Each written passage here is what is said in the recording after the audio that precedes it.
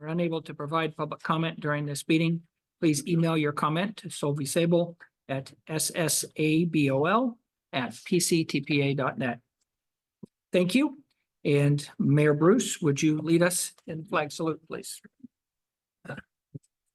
Ready? Salute. I pledge allegiance to the flag of the United States of America and to the republic for which it stands, one nation, under God, indivisible, with liberty and justice for all. Thank you. All right, can we get a roll call, please? Broadway, Here. Burris, Here. Cortez, Here. Dowden Calvillo, Present. Holmes, Sure. Howdeshelt, Here. Joyner, Here. Jones, Wilkins. Here. Thank you. Next item is agenda review. Are there any adjustments needed in today's agenda? No adjustments, Chair. Wonderful. Thank you. That appear to be done by the board either. Thank you very much. Approval of the minutes, or I'm sorry, AB 2449. Matt, do we have any action with AB 24? No action. Everybody's participating as noticed. Okay, wonderful. Thank you.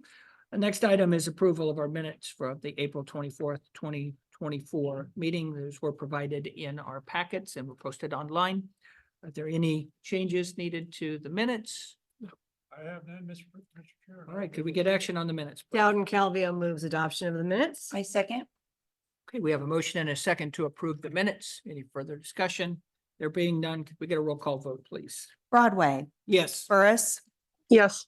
Cortez, Aye. Dowden Calvillo, Aye. Holmes, Yes. Howdeshelt, Aye. Joyner, Aye. Wilkins. Yes. Wonderful. Thank you. Next item today is public comment. This is an opportunity for members of the public to comment on items not on our agenda. Persons may address the board on any items not on our agenda. Comments are limited to 3 minutes, and we appear to have at least one individual in chambers.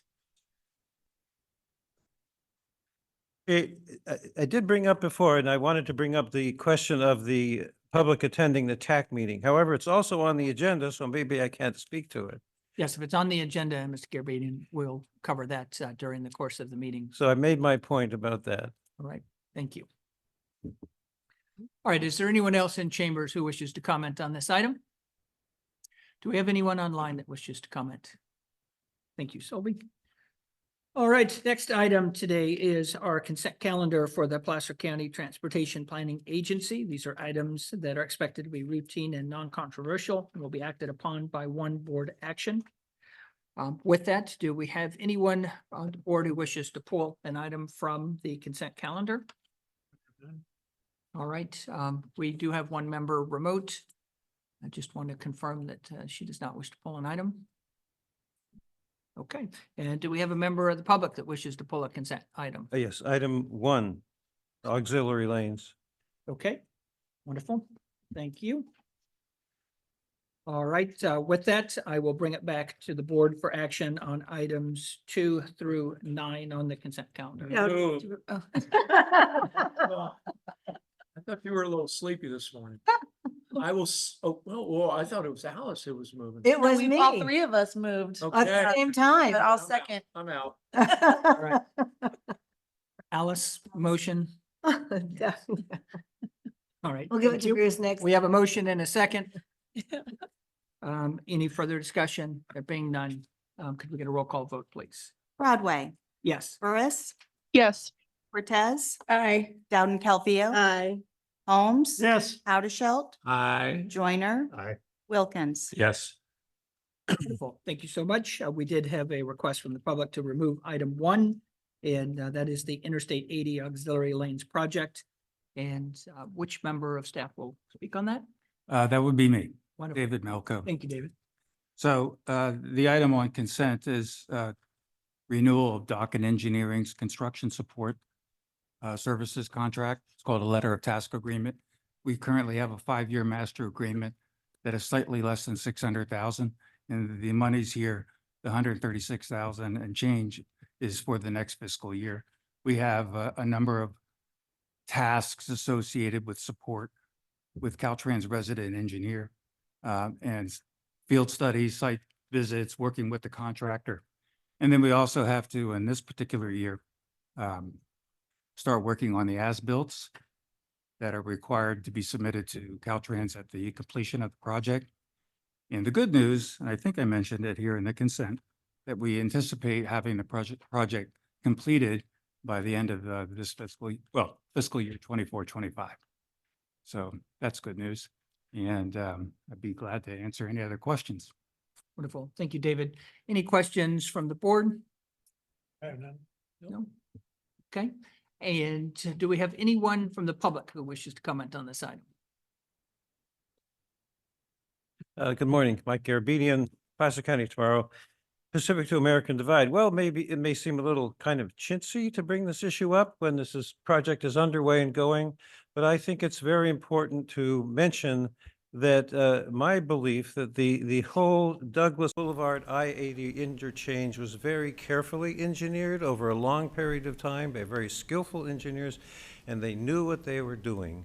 And I hope against hope that this significant change in that by reducing the lanes that leaving I-80 westbound is not going to result in problems or more backup in that single lane that had to be relieved, unfortunately was relieved for the westbound traffic going up 65. With that project, I didn't have any opposition to, that needed safety project. I just hope we never need a safety project for this or a correction. It'd be hard to imagine how to correction it. This is such a major project. But of course, one of the many projects by the recently former District 3 engineer to widen every possible highway he could. So it's just my observation and hope for the best, even though I think that's a very bad project. Thank you. Thank you for your comments. All right, I'll move consent item number 1. Before, please, give me just one moment. Do we have anyone online who wishes to comment on this item? No. We do not. All right. Now, I will move consent item number 1. I'll second. that's the slowest I think I've ever heard you present. All right, we have a motion and a second. Any further discussion? There being none, could we get a roll call vote, please? Broadway, Yes. Burris, Yes. Cortez. Aye. Dowden Calvillo. Aye. Holmes. Yes. Howdenschelt. Aye. Joyner. Aye. Jones. Aye. Wilkins. Yes. Motion passes. Wonderful. Thank you, Sylvie. The next item is item H, our consent calendar for the Placer County Airport Land Use Commission. We have one item today. Does the board wish to pull the one item? I do not. No? Does anyone from the public wish to pull this item?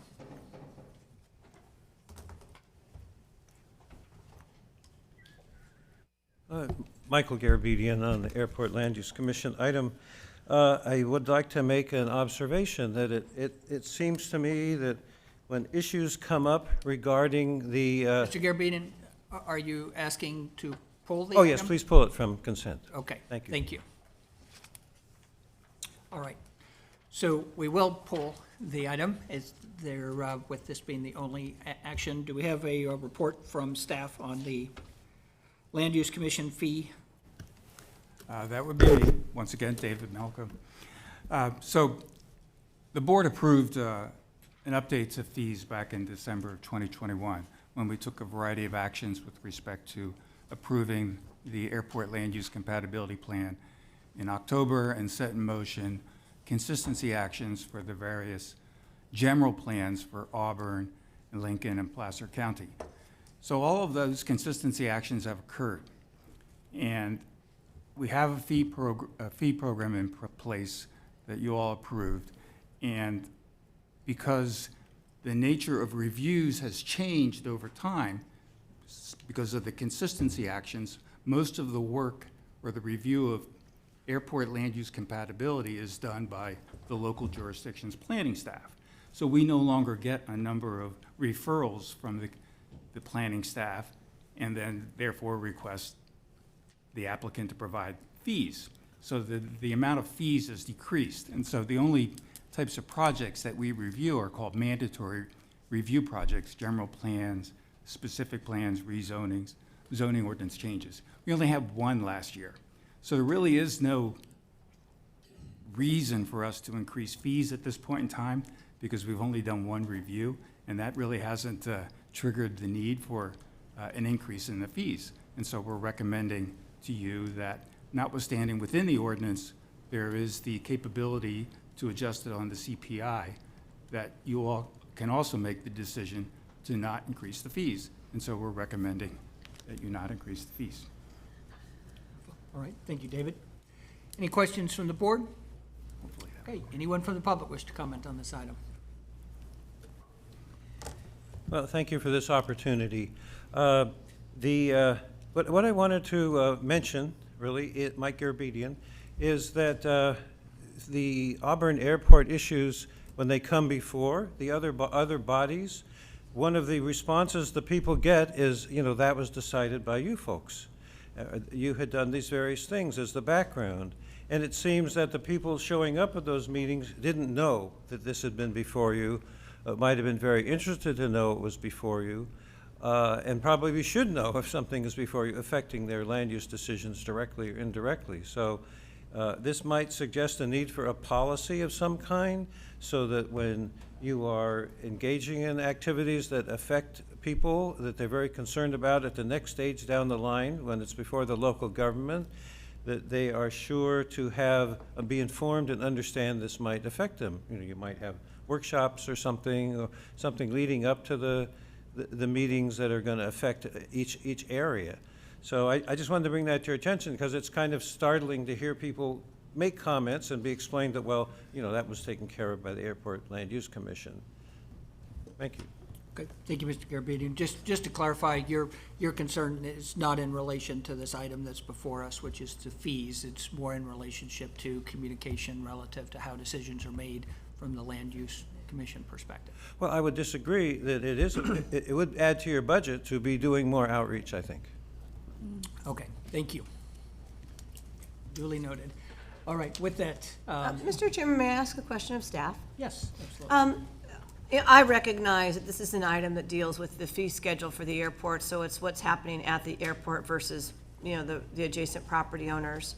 But could you just go over what the notification process is? What do we do? I mean, again, and I'm all about, and I'm sure my colleagues agree, making sure that people are notified and are aware of issues that might affect them.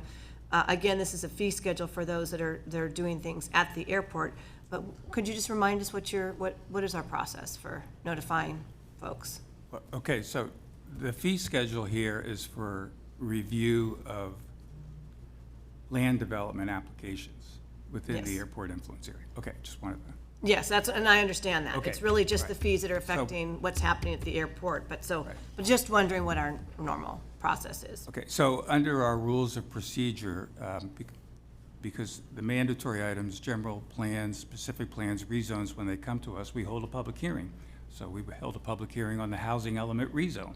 And so when we do, when we hold that public hearing, we publish in the newspaper of general concern. And since that was a countywide issue, we published it both in the Lincoln Messenger as well as in the Auburn Journal. And in addition to that, so that's a countywide concern, so that's how we do the public notification. We usually ask the applicant, in this case, the county, to provide us any sort of stakeholder list, email list, and we do an email blast then to all of those people as well to send out, that there's going to be a public hearing. On a project, which we really don't do as much anymore, under, I think, state law, we need to notify people within 300 feet of the project boundary. So we do that as well, and that's identified in the notice. So the notice gets published in the paper for a project, and then we, once again, from the applicant and or the jurisdiction, get their stakeholder list. We email blast to those people, and then we send out notices by mail to any property owner within 300 feet. And of course, if there's a street, then we extend the boundary because people on the other side of the street may have issues as well. I do want to remind, or refresh for the board that when we did the airport land use compatibility plan, we mailed out, and Sylvie can back me up on this, we mailed out like 9,000 notices to all the property owners within the airport influence area. And we got a lot of phone calls on those notices, like, well, what is this? Who is the Airport Land Use Commission? You know, how does this relate to the planning commission? Like, because we have Placer County in our name, people tend to think of us as part of the Placer County, government chain. And so we go through those explanations. And we, as part of that whole public outreach process, there were links to our website that allowed a property owner to go and look at their particular property, through GIS and Google Maps. And you'd be able to see your property and what sort of compatibility zone would be on that. And because people don't really appreciate what a compatibility zone is as compared to the regular zoning ordinance for the jurisdictions, there was detail provided in terms of you're in compatibility zone B1, and this is what it means if you decide to do something with your property that triggers a discretionary action by a local jurisdiction. And so, compared to a lot of ALUCs across the state, I think we went way above a lot of other jurisdictions. Thank you very much. I just wanted to have a refresher, so thank you. I appreciate you taking the time. Sure. Thank you, Mr. Chairman, that's all. Thank you. Any other questions or comments from the board? Could we get action on this item, please? I second. We have a motion and a second. Any further discussion? There being none, could we get a roll call vote, please? Broadway. Yes. Burris. Yes. Cortez. Aye. Dowden Calvillo. Aye. Holmes. Yes. Howdenschelt. Yes. Joyner. Aye. Jones. Aye. Wilkins. Yes. Motion passes. Thank you, Sylvie. Next item is item I, the final fiscal year 2024-25 overall work program, OWP and budget. And Jody, I believe you're going to present that? Yes. Good morning, Chair and members of the board. Today I'm presenting to you the final 24-25 overall work program and budget. And it incorporates the changes that have been made since the preliminary was presented to you in March, and it is a collaborative effort of all the staff at PCTPA. First, I want to go over the fiscal changes that have been added to the budget. We did add the previously approved co-op agreement with Caltrans for the I-80 aux lanes of $9.5 million, which is reimbursed by SPARTA fees. Additionally, we did add $50,000 to the Airport Land Use Commission work element for should a update to the ALUCP be needed to reflect Auburn Municipal Airport's master plan changes.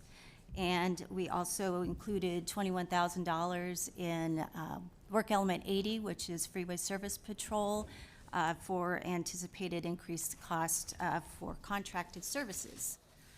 And we also did receive some comments from Caltrans on the preliminary budget, which were added to narratives into this final budget. And they were around environmental impact and air quality. And I'm not going to go over each of those, but they have been included into the narratives of each of those work elements. And then lastly is the a look at the budget, how it compares with the preliminary draft. We do have a balanced budget with 8% reserve and an extra $6,000 in surplus at the moment. And that concludes my presentation, unless you have any questions. Great. Thank you, Jody. Any questions from the board? Any questions from the board? All right. Do we have anyone from the public who wishes to comment on this item? Good morning. Michael Garabedian, Placer County Tomorrow, and Pacific to American Divide. So I have a number of concerns about this organization's activities in the key areas. And so I certainly have concerns about work elements 13, 14, 27, 40, 41, 42, 43, 47, and 100. And I have, includes, well, to mention a few in the few minutes, the communications outreach that's done by you and SACOG, I don't believe is adequate when it comes to things like the master highway planning and so forth. The Placer Parkway which is a project that now has various contracts to get Phase 1 built. That project is really a project that is generating, anyway, I have a lot of concerns about that, and I would say it amounts to opposition. And I'm glad that there is not a ready way to fund it. I don't know if there's something that can be done to develop an alternative to it. I've mentioned the 80-65 interchange, which I had no problem with, the safety improvement. It's something in the wrong place. I don't know if it can be fixed in a way that will make it workable, which is absolutely true of the Highway 65 widening, another project that isn't going to, can't possibly relieve congestion, even with added lanes. One person mentioned in the sales tax increase proposal in 2016, did a piece in the Auburn Journal. The gentleman in an op-ed, I guess, kind of thing, or he identified, I think, over 100,000 units in the pipeline to go into the area in West County, and there isn't any way these old chestnut plans are going to that's going to relieve that congestion. And it's already a nightmare at times.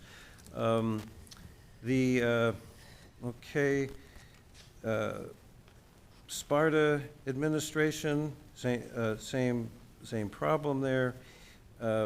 So those ones I identified need a fresh look. I've mentioned this before, but you need to bring in people who are up to date on what works and what doesn't work in transportation planning, because you're not doing anything to solve the problems, and you're leading people like the casino to spend a lot of money to help get access to their part off of the first phase, and you're going to the public for sales tax increase. So anyway, I want to express concerns about all of those items I mentioned on this work program, which so overall I would oppose, but not every item. Thank you.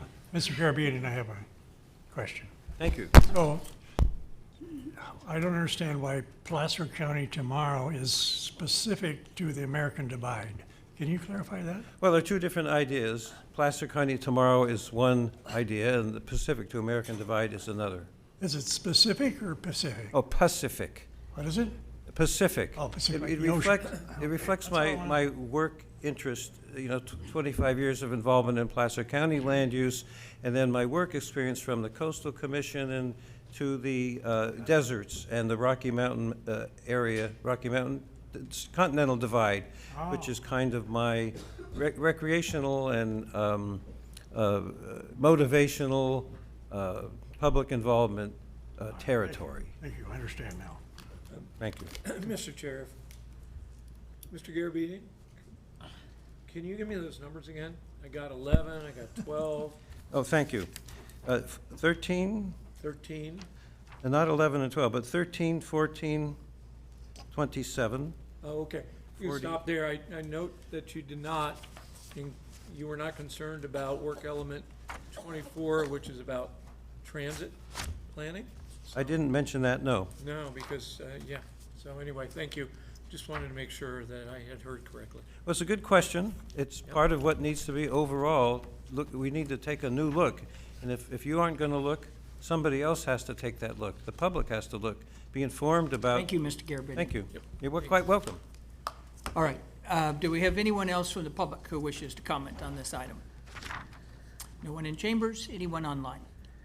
All right, wonderful, thank you. I'll bring it back to board. Any further, well, before we do, given this, the extent of this race. item, any further comments or discussion from the board? We got the racehorses up here today, they're ready to go. All right, so with that, I'm sorry, Supervisor. Dowden Calvio, second. All right, we have a motion and a second. Any further discussion? There Well- being none, oh, I'm sorry, do you have a comment? No, I would just say that, congestion is what you see outside your windshield. And it's not exclusively to Highway 65 or 80. But what's happening when we don't build these roads or have the opportunity to build these roads is it results in congestion on Blue Oaks or Pleasant Grove or other surface streets that come along. And why I pointed out the transit aspect of it is because we are visionary in planning for alternates to single occupancy vehicles, for seniors and other things like that. So I wholeheartedly second the approval of this overall work plan and budget. Thank you. All right, Sylvie, could we get a roll call vote, please? Broadway, Yes. Burris, Yes. Cortez, Aye. Dowden Calvillo, Holmes, Aye. Howdeshelt, Yes. Joyner, Aye. Jones, Join. Wilkins. Wonderful. Thank you, Sylvie. Next item on our agenda today is item J, the Placer County Local Transportation Authority Transportation Improvement Plan and Retail Transactions and Use Tax Ordinance. And I believe, Matt, you're going to present that today? Rolls right off the tongue, doesn't it? Yes. Yeah. Well, so, this isn't something we do every day, so we'll take this with a little bit of pace and slow down a bit. Just to start off, what we're going to be asking of you today, and you'll see this slide come back at the end of the presentations, we're going to be asking for 5 distinct board actions. One is to conduct a public hearing and approve ordinance 2401, adopt a resolution requesting the Board of Supervisors to call an election to obtain voter approval. 2, 3, direct myself to prepare and cause to be published a summary of the ordinance. 4, direct me to file a notice of exemption pursuant to CEQA. And 5, authorize me to sign an election services agreement with the county. So we'll take those up at the end. What I want to do, and I know you've seen this a couple of times, but for those online or citizens and residents who are dialing in for the first time, just to remind everybody and set the table, we went through an expenditure plan approval process. We needed an approval from the county and a majority of the municipalities, 4 of the 6. We got approval of all 6 municipalities and the county. We got unanimous approval at the county and of all 3 municipal jurisdictions that will be inside of the district, as well as unanimous approval from the town of Loomis. So just as a reminder, in 2018, AB 1413 was passed, allowing us to create that sales tax district. That proposed district is Lincoln, Rockland, and Roseville. That half-cent sales tax will raise over $1.58 billion for 30 years. That money must be spent only on transportation benefiting the district. It cannot be taken by the state, and it must be supplemental to all existing transportation revenues. We will have a citizens oversight committee with full audit power, and the PCTPA, acting as the local transportation sales tax authority, is capped at a 1% administrative budget. We cannot take more than 1% to administer the program. As a reminder, here is what the expenditure plan looks at. I think it is a very balanced plan, to Mayor Howdeshelt's earlier point. 52% of that is spent on regional highways and roads. The reason for that is that is the category of funding that the state is no longer financing. 25% will be returned to the municipalities in the district to do complete streets, microtransit, bike share, alternative transportation, pothole repair, whatever they choose to spend with it that is a transportation benefit that they locally deem is the best use to solve their local congestion problems. There's 12% dedicated to rail, 5% for bicycle and pedestrian, or what we now call active transportation, and 5% for competitive projects to target innovation like signal timing improvements and things of that nature. That is the expenditure plan in whole. So with that, what we'd like to do is ask Kurt Balow of FM3 to come up, give you the results of our May 24 polling, and then we'll bring it, we'll take questions and bring it back to the board for those actions. Kurt?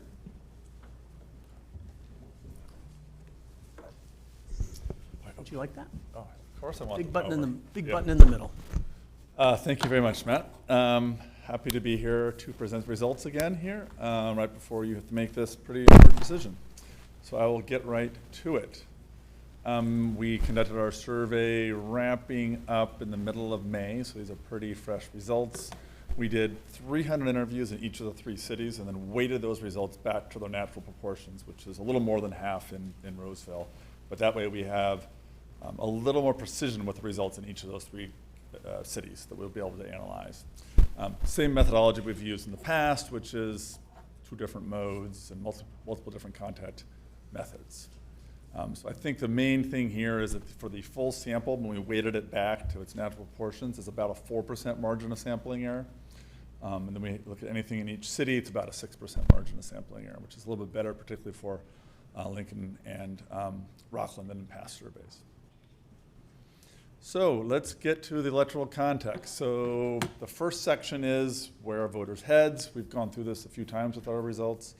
Half feel like the county is headed in the right direction. That's twice as many who feel like this county is headed in the wrong track. It seems to have settled in the last couple of years to a ratio around 2-to-1 optimists to pessimists. It's still not where the optimism was pre-pandemic. So it's an electorate that is a little more ambivalent and maybe anxious than it was pre-pandemic, but it's settled in now to a kind of constant state there. Traffic. So this is one of the big questions, is how much of a pain point is traffic right now for voters in these 3 cities? And going back over time, you'll see that pre-pandemic, we said, this question was a little bit different pre-pandemic. We said in the last few years, how has traffic been getting better or worse? Because of that dip in the pandemic, we've had to reframe the question a little bit, because a couple of years ago, well, it wasn't that bad, so it's a little bit, the track isn't perfect. But you can see, and it makes sense, that that pain was perceived to be more acute pre-pandemic. You had almost half of voters saying, oh, it's getting much worse. And now that's starting to pick back up. You can see that it makes logical sense. 2021, 2022, people thought it was worse than it was pre-pandemic, but not as bad. Now it's starting to tick back up. So you've got about 2/3 who feel like it's getting worse than it was a few years ago. Maybe not quite intensely felt, and that's, there's still a lot of hybrid work environments, and people aren't, although I think the data on Matt and his team would suggest that that's not the case, that it's actually worse than it was pre-pandemic, but some of that lived experience might be a little different for some voters. But they think it's going to get worse in the future, and that's broadly held perception here, and that's, again, almost 4 out of 5 think it's going to get worse. Almost half think it's going to get much worse just a couple years from now. So and that's been a pretty consistently, once you can see how that changed right around from the June of 2020, where that wasn't as acutely felt, but now people think it's going to get worse.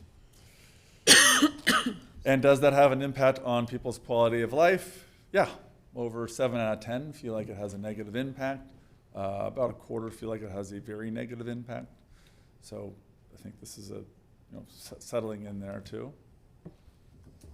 So there's traffic. That's one external factor that sort of influences how people may react to a sales tax measure. People may have thoughts about taxes. They may have thoughts about government aid, local government efficiency, but traffic is this big thing that's going to influence how they might react to a potential measure.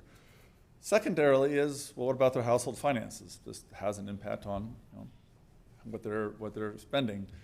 And so we want to map that out. And this is not something you have a lot of control over. Tell me if I'm wrong as an agency about overall economic fortunes here. But if voters are particularly concerned about their own personal economics, then that may impact how they would vote for a local tax measure.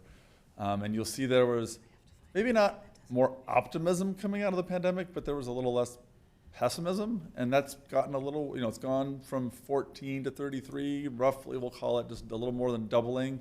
So there's a little more concern that their personal finances will be worse in the near future, although that seems to have kind of leveled out. About a third, some concern about that. That's a variable we've been tracking, because if that share got bigger, I think that would have a potentially negative impact on the viability of a measure. It seems to have leveled off here, kind of like those concerns and impressions of traffic. So what does this mean for a measure itself? Here's the language. I think we've seen this. I'll skip ahead. Hypothetical ballot language here. So as a reminder of how we ask about this, we either read it on the phone. I know it's getting exciting in here, right? It's getting hot and Pretty exciting. I love it. I love polling information. This is good stuff. So when we ask this question either on the phone or when you're reading it online, you are asked, would you vote yes or no? And then we push you a little bit. Is that definitely or probably yes or no? And then for someone who's initially undecided, we push them a little bit further. Is that a leaning yes or a leaning no? Because ultimately, people often make a decision here. So it gives us 3 flavors of yes and 3 flavors of no. If we add up all 3 flavors of yes, we're at 67%, which you'll know is the magic number to get to pass a measure of this nature, 28% on the no side, and only 5% truly undecided. Essentially, we're asked twice, and they're only 5%. That's pretty common for sales tax measures. It's not a complicated mechanism. People can kind of figure out if they're going to support it or not. For other types of things, we see a bigger undecided number there. So this is right at that threshold. There's a little call-out box there just because to get to that number, you were relying on 7% of the respondents who said initially they're undecided, but they were leaning towards a yes. And so right now, it means if they were asked to vote, they probably would vote yes today, but they're also the ones who may be the most likely to change their mind if circumstances change. So what does this stand? This is one important slide, and I have one later on that has some of these historical trends. So we've been asking versions of a measure in different geographic regions, sometimes countywide and sometimes these 3 cities, for a long time. And so this is a chart of the initial vote on the hypothetical 75 words, and it's been a little different every time. But generally speaking, you can see that there is pretty darn consistent support here in the majority support, and it is now settling into this 2/3-ish range the last few times we've asked about it. There was a dip in the 2020-2021 timeframe, which is not surprising at all. I mean, things have sort of bounced back up here, and we're into a relatively consistent range. I would say, in general, I would love to see that definitely, yes, get to 40%. We're just a little short of that. That's sort of a, back of the envelope sort of threshold we look for 2/3 measures. If you get to 40%, definitely yes, okay, you've got a pretty good rock solid. So we're just a little shy of that, but I think this is won't come as any surprise to anybody here. I'm breaking this out a little bit here. Lincoln continues to have the highest level of support, 65 being the big driving factor for that. They're at 72%. Roseville is right at that 2/3, and Rockland is just a hair below that. The margin of error for the 3 cities is about 6%. And we look at some of the different supervisorial districts here, some variances there as well. But again, it's something that is consistently a majority, supported by majority voters, just that 2/3 threshold that we're looking for. Okay, so pro and con arguments. So we went through, here's reasons to vote yes, here's reasons to vote no. We randomized that order. So some people heard the no's, the criticisms first, and then the supportive statements, and some heard the supportive statements and then the criticisms, because we just want to model an exchange of information here. So the initial votes at 67. At the end, they ended up at 53%. Still a majority, but short of that 2/3. That's also modeling a universe where every voter gets everything. They're sitting down, they're reading, they're hearing everything. That is not entirely realistic, but it does give us a feeling of, pushing down as hard as we can, pushing high as we can, where are those ceilings and floors. What is interesting here is the real floor is probably this 47%. That is people who voted yes every single time we asked them in the survey. So initially, at the end, after hearing reasons why it's a great idea, reasons why it's a terrible idea, there's almost half of the voters in these 3 cities who will vote yes, different flavors of yes, but no matter, over the course. And that's really, the floor is pretty close to 50%. Obviously, that leaves only a quarter who are consistently no, though, which is not a huge chunk, but that 28%, that's where everything's going to be. That's people who are shifting their points of view. Few of those were consistently undecided, but most of them were moving from a yes to no to undecided over the course of the survey. And that's sort of the ball game there, is what happens with that gray slice of the pie. So this is very small numbers. My mistake, probably could have made them a little bigger, but we've got a lot of data here. And it's interesting to look at this. So the bottom chunk here, and you've seen a version of this slide in the past, those were countywide survey results and the outcome of Measure M. And you'll see there we have the initial vote, which is based upon here's 75 words that can be on the ballot, how would you vote? And then we have what's sort of the ceiling of support after only hearing arguments in favor. And we looked at that, and the final column is after hearing pros and cons. And you'll notice that there's a pretty good drop there after hearing the pros and cons. But the initial starting point was actually pretty close to reality. So in 14, 15, and 16, and I think that February 2016 was the last survey we conducted prior to placing Measure M on the ballot. It was at 63% yes in the initial vote, 63% after, just positive arguments. There were a couple surveys post-placement that were done on the private side. We put them in here as well. There's more variance there. It ended up at 64%. I am not going to guarantee that level of accuracy, of consistency in the electorate, where we were at 63% in that pre-placement and ended up at 64%. But it suggests that that was probably where support was, right in that sort of mid-60 range. We did a couple other surveys where we basically dropped off, I think it was most of District 5, but kind of had these three main cities and then some of the other communities around it. I think Loomis may have been included in those 2017 and 2019 surveys. Support was a little bit higher. All that was pre-pandemic, so we kind of put that aside. And then we narrowed in on these three cities, this different district formation here, starting the beginning of 2020. And you can see that this was something hovering in that same Measure M range.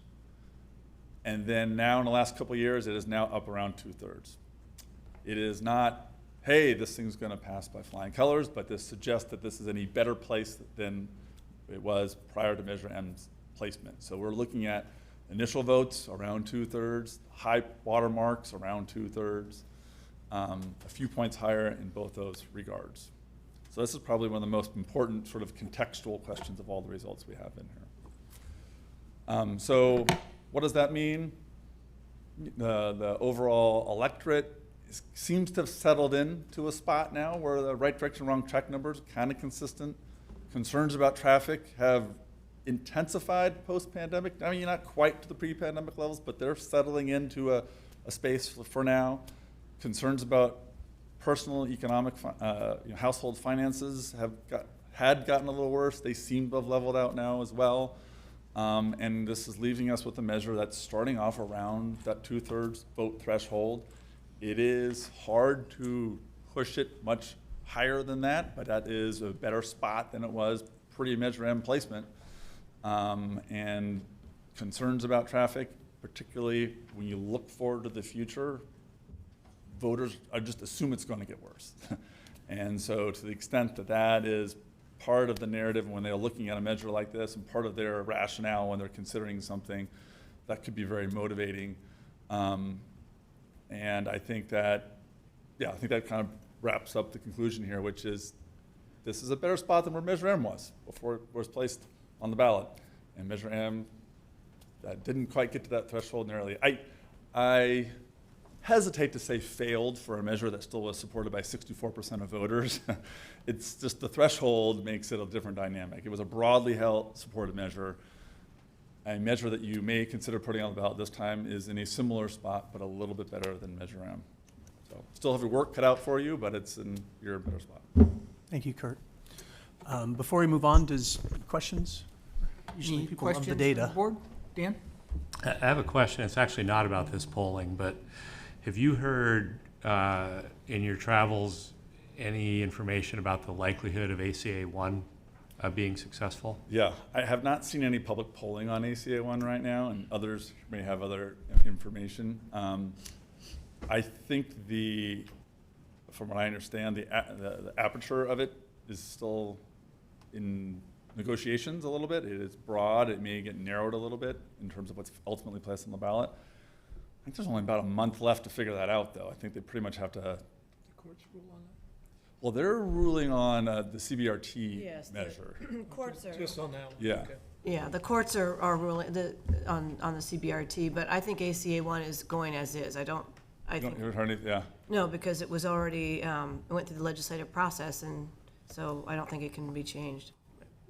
If I could, through the chair, to add on to Kurt's point about the aperture expanding and declining, and it is a moving target, but right now it could be that when ACA 1 gets finally formed, that transportation measures like ours are no longer, ACA 1 will no longer apply to us. It may get restricted in its scope to only apply to other things that are non-infrastructure. So I think from this board's perspective and knowing this as we make this critical decision today, we should all understand or assume that ACA 1 will not apply to us and we will need a 2/3 vote.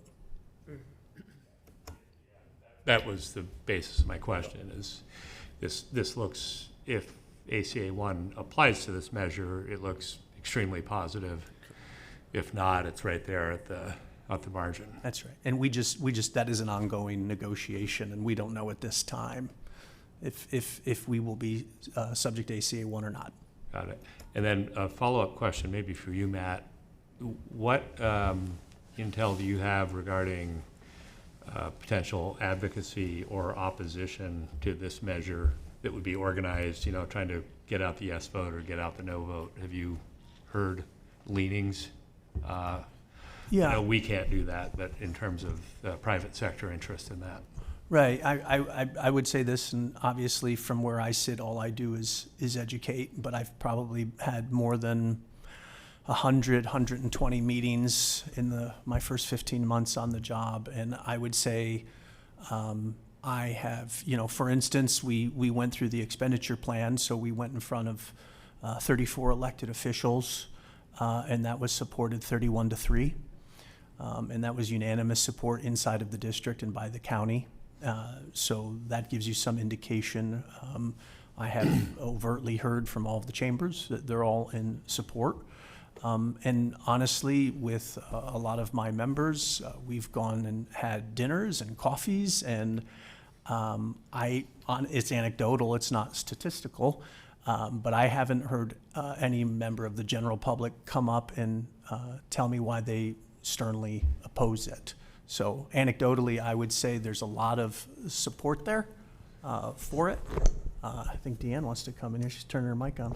Yeah, no, I concur with that, and just remind the board that, the outreach and what you have done to this point is to design a expenditure plan and an ordinance and a program that meets the electorate's needs and desires in order to design a effective plan that will be supported. And that has been the polling, the outreach, the meeting, is so that you can become educated to develop a plan that responds to the needs of the electorate, so it will be supported. As you all know, if this is placed on the ballot, that is when, PCTPA's role stops in trying to gather what will be effective and what will be needed. And then if there is any campaign or anything, that is not something that PCTPA, involves or tries to determine what would be effective. At that point, as Matt indicated, you are in an education, responding to questions, presenting facts related to the measure. Thank you. Yeah, thanks, Deanne. I was curious if we've heard, in your travels, in the educational efforts that you were putting forward, if we had heard from any trade groups, industry groups, et cetera, as to whether or not they intended to try to form a campaign for either support or opposition. Yeah, I think there is very much universal support around it. I think there will be a campaign. And as a reminder, June 30th, as Deanne said, PCTPA will disengage. Right. In fact, the work program you all approved does not have Work Element 61, which is our regional transportation funding, education effort. So as of June 30th, the agency will stand down, and then some sort of privately funded campaign will stand up to do that work. Thanks. Kurt, I forgot, as you were asking the voters, and these are voters just in Lincoln, Rockland, Correct. Roseville, Wayton. Was there, as you tried to determine where they were, yes, no, maybe. Was there some education about the fact that folks outside of the county who travel and use these roads would also, to some degree, be paying for this? Yeah, I can't remember if in this specific survey we did that. It was a little more of a concise survey. We have looked at that in prior research. I will say that in general, that is a modestly compelling argument in favor of a sales tax measure. And the exception is in, frankly, communities that are more tourist-oriented, where they have a big influx of people coming in from out of town.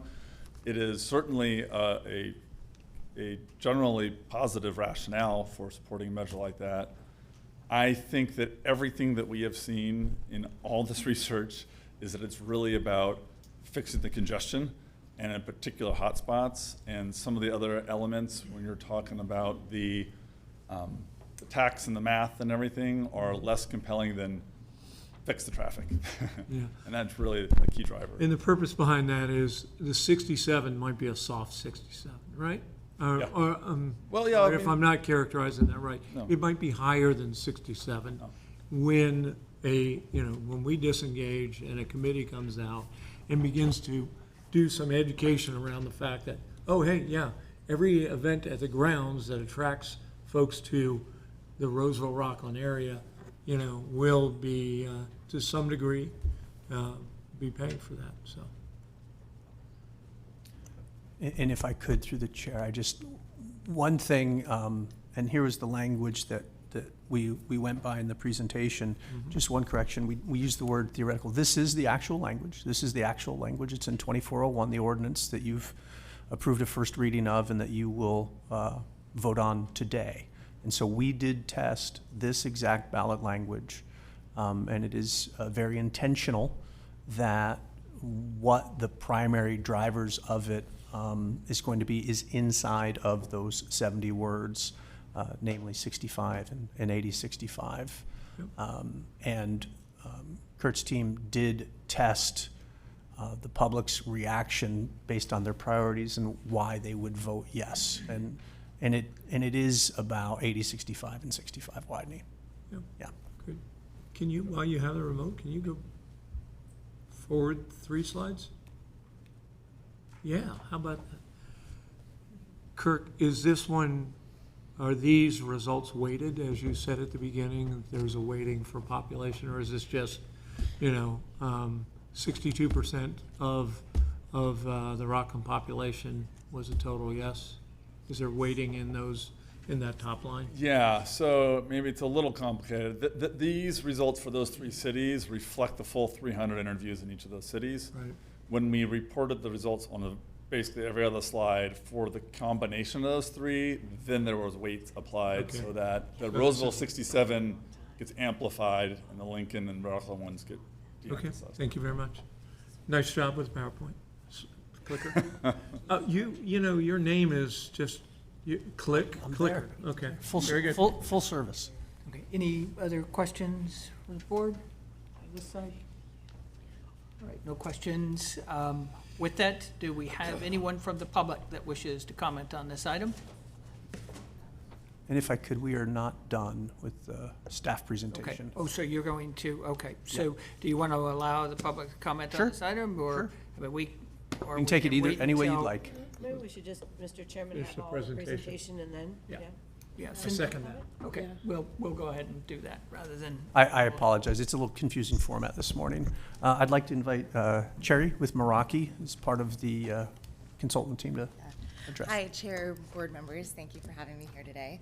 So a couple things, Mayor Haudesheld, I wanted to get back to you on your question that you had about that message. A variation of that we have watched grow since 2016, and interestingly enough, it's always been the message for me that moves me the most, but with all of the outreach that you have overseen over the years, the message that does really resonate well, quite frankly, in the low 70s, is this idea of qualifying for the matching funds, the state and federal matching funds. So that is something that nobody really understood. It's really hard to communicate that early on, but through the outreach of almost 10 years of doing this, right? We finally got there. So that is something that I just wanted to make sure I said to you. No, thank you. So you all have seen me before you many times, and I am sure you already know what I'm going to say to you.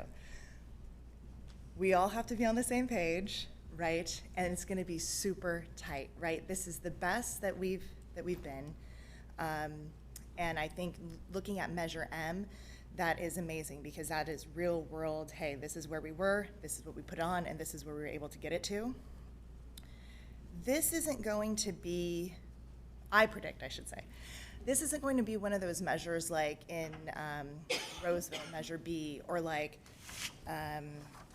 which was the general sales tax increase in 2018, or the TOT tax, Measure C in Roseville, or Measure A up in North Lake Tahoe, where those funding measures get anywhere from 15 to 20 percentage points more than what they needed to pass, right? This is going to be more like Measure E, Sierra College. I think it will actually be better than Measure E because Measure E only needed a 55% vote, but that won only by a couple hundred votes, right? So if you look at that, I think we're in a far better place than where we were on Measure E for you to have the confidence of moving forward to put it on the ballot today. But it's not going to be a landslide, is my point, and telling you all of these election facts right now. Like, it's not going to be a landslide. Everybody needs to be on the same page with this, working this, and continuing to educate, because that's the piece, right? There really is no other alternative. In one of, I think it was one of the council meetings that we went to, but it could have been one of the other events. I don't know. We've had so much stuff going on lately. Somebody asked Matt, well, what's the alternative? Well, there really is no alternative, right? The state hasn't come in and saved us in the last 8 years, so what are we doing? And now, for us here in Placer County, this is such an incredible time for us right here. When you're looking at the education pieces that we have going on, the economic development pieces that we have going on, the transportation piece is critical to everything else falling into place, right?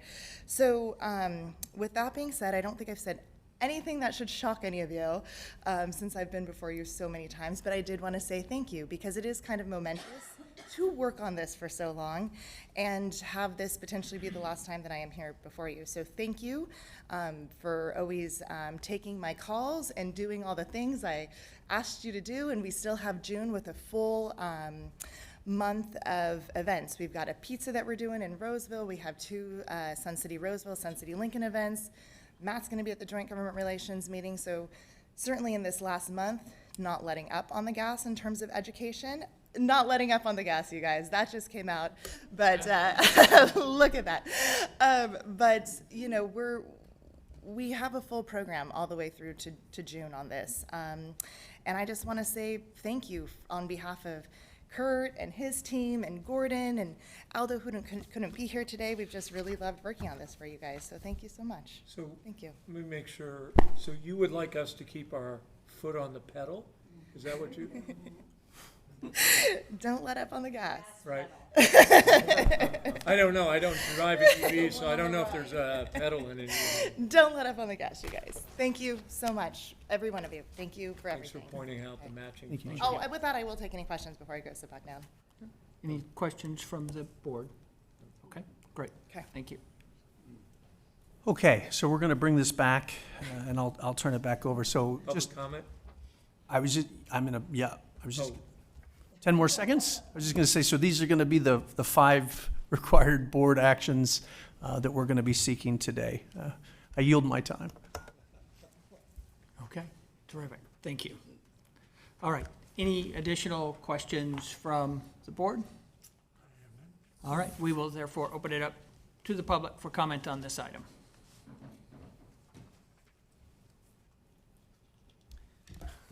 Michael Garabedian, Placer County Tomorrow, and Pacific to American Divide.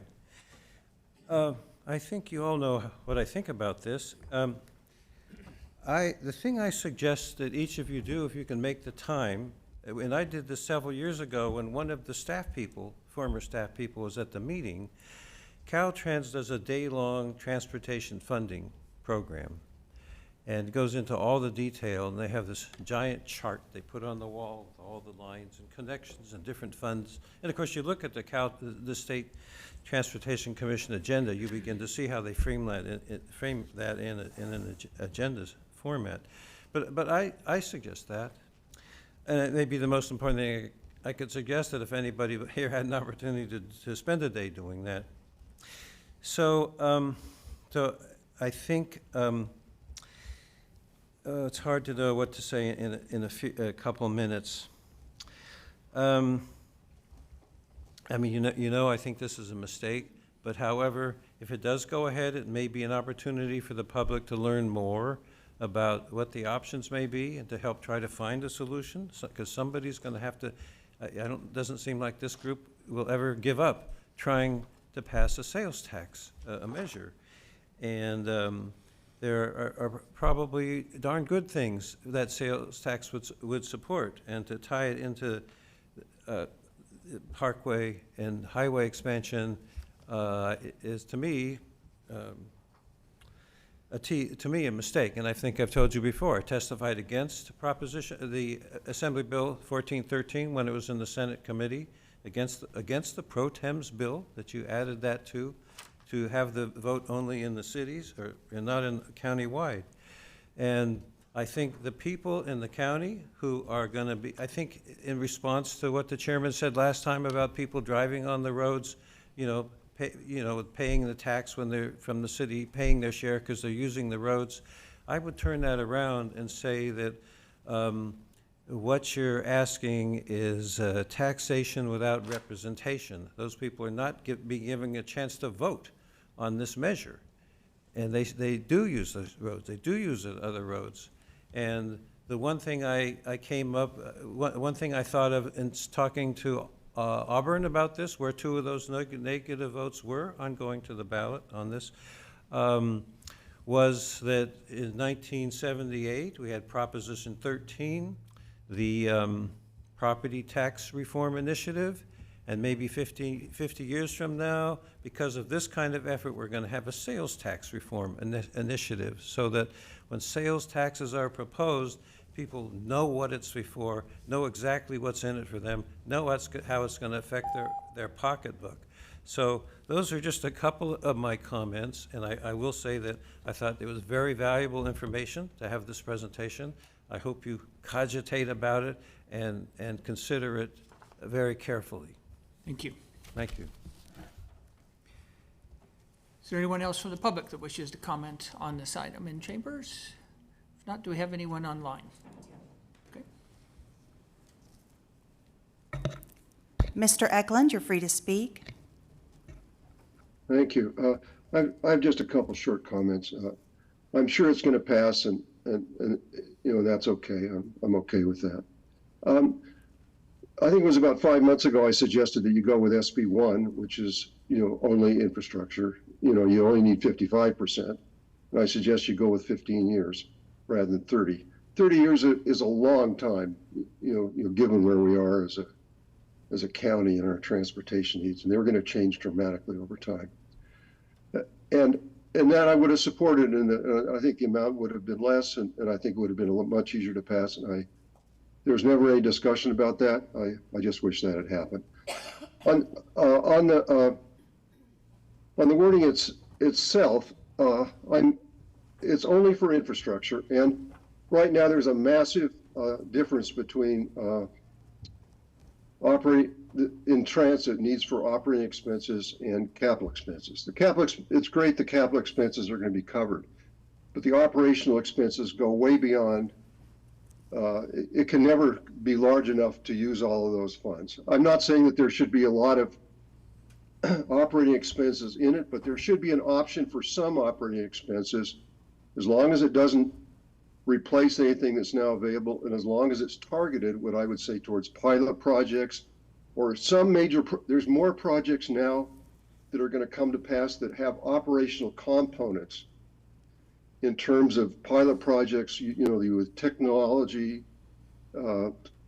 scheduling things, marketing, TDM, all that kind of stuff. And as I read the whole thing, no funds can be used for those projects. So I would like to see some kind of operational thing in there that doesn't replace anything, but provide some opportunities to do some innovative things. If you go only with infrastructure, you're closing the door on a lot of operational changes that can dramatically increase ridership in a cost-efficient way. So those are my comments. And just one final thing. The wording has always bothered me. They talk about elderly and handicapped transportation. You look at all the transit programs, there is no elderly program. There isn't. They're transit programs. The only one that specifically, there's a handicap program, the complementary system. There's nothing just for elderly. It's a transit program. And the other one has to do with BRT. In the current Gateway project overall,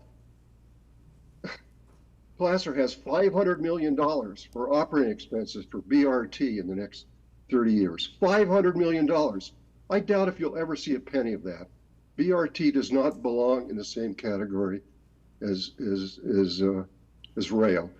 The priorities on BRT in Placer County have changed dramatically at the SACOG level. 2 of the 3 corridors basically have been dropped, and there won't be a penny for that in the next 20 years. BRT is not something that Placer County needs, and it. Mr. Eklund, I need you to wrap up your comments, please. And as I say, I really support the roadway project, and I just wish you'd gone with SB1 because I hate to see the thing fail the second time. Thank you. Thank you. Do we have anyone else online that wishes to comment on this item? Okay, I will bring it back to the board for comments and then action. Any additional comments from the board? Just a clarification related to the public comment by Mr. Eklund. I wasn't, he's talking about SB1. You think he's conflating SB1 with ACA1? I think he's conflating it with the idea of doing a citizens initiative to have a lower margin, and I cannot quote for you which piece of legislation authorizes that. Okay, I don't think there's a readily available mechanism for us to put forward a measure right now that would be at a 55% passing threshold. Not this entity, no. Yeah, There could be a citizens initiative, which is a different thing. That's my understanding. ACA1 could cause that to bear out, but it sounds like that's a moving target. That's correct. In terms of what that will accomplish and whether or not it passes. So correct. Okay, thank you. Great. Any other comments from the board? I would, Mr. Chair. You're good. As we considered the transportation expenditure plan, I thought it was visionary because of the length of time that this would be in place, that we have, if I'm adding this up correctly, 17% for non-vehicular transportation modes. We've got 12% for rail and transit. We've got 5% for bike and ped.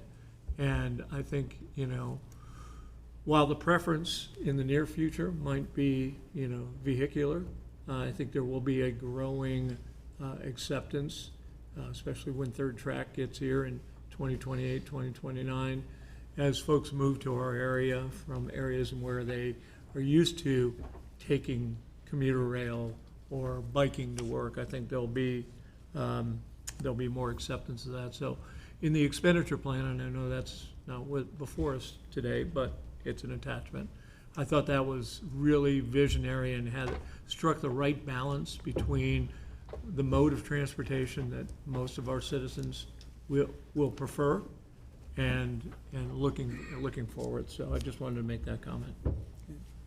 And if I could, through the chair, just to that's right, that's 17%, and there's 5% for competitive, which could turn out to be all non-vehicular grant awards, which would, get you to 22%. And then 25% of this, $1 in $4, will flow to the municipalities in Lincoln or Roseville or Rockland. You all could choose to invest wholly in a bike share program or a locally funded microtransit program. Those dollars, so you could get to a point where 48% of this is non-vehicular. And just to a point that, Peter said and Mr. Garabedian said here in Chambers, our transit future is going to be something where those transit vehicles are going to run on roads. They're going to run in mixed traffic, or some sort of operational lane inside of a lane. What you have in the spine of 65 is you have a mixing of regional traffic, long distance local traffic, very local trips, and transit. And we have to sort of sort that out over time. So I would say if you want more transit service and better transit service, then you want an improved 65. Getting into these old modal arguments where we think we're going to have light rail everywhere. We're not. Our transit future in this county will be one where transit service runs in mixed right of way. So we want to achieve all of those things.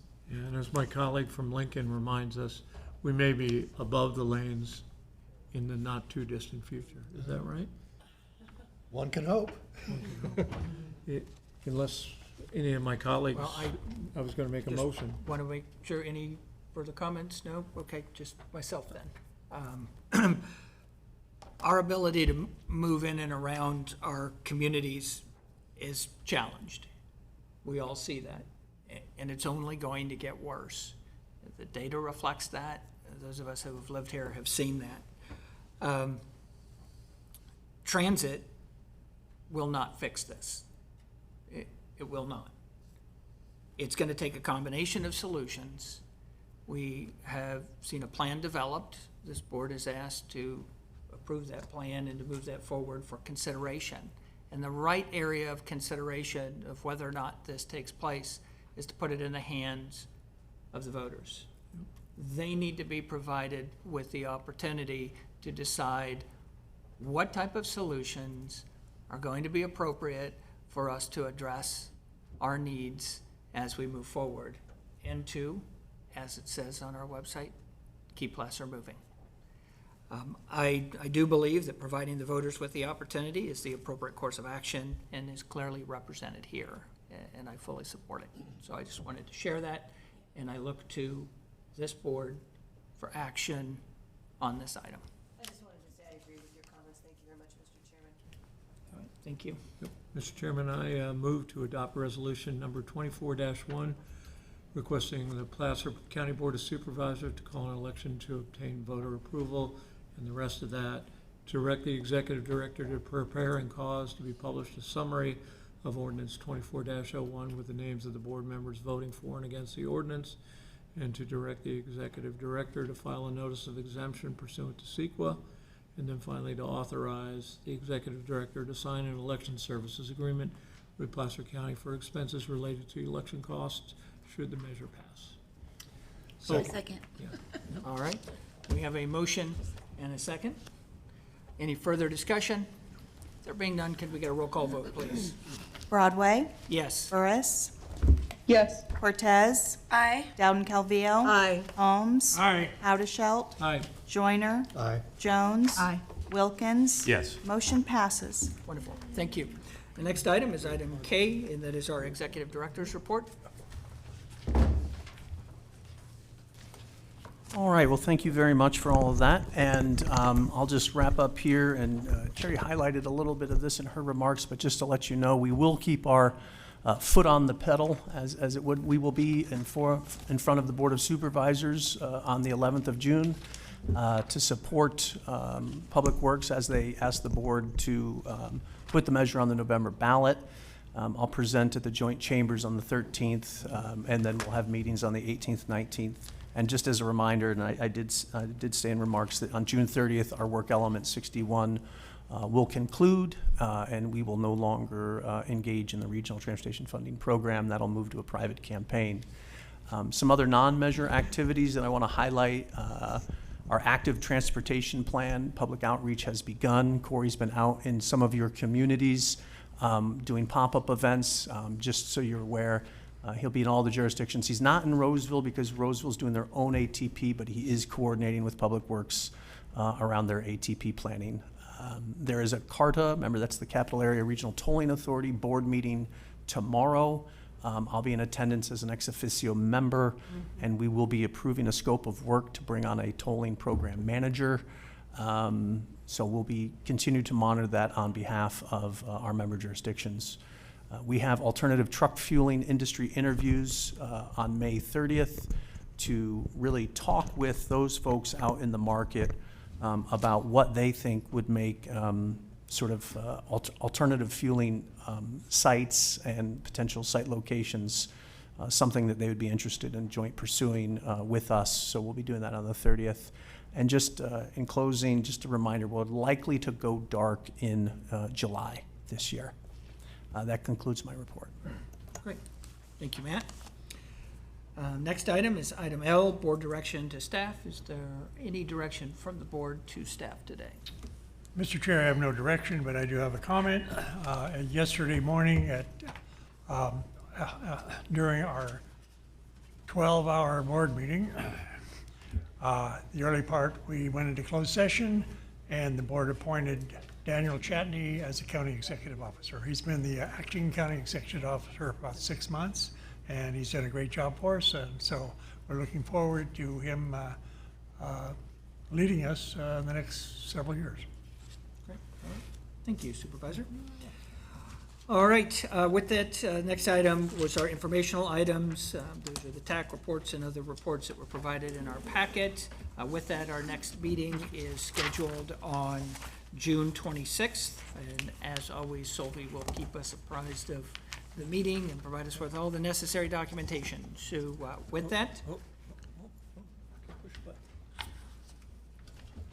I just wanted to share with the board that last week, Roseville had its federal advocacy trip.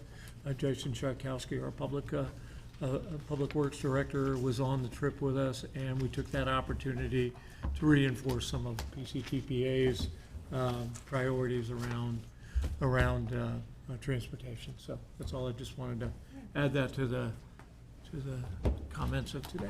All right. Thank you, Mr. Mayor. Appreciate that. And with that, our meeting is adjourned.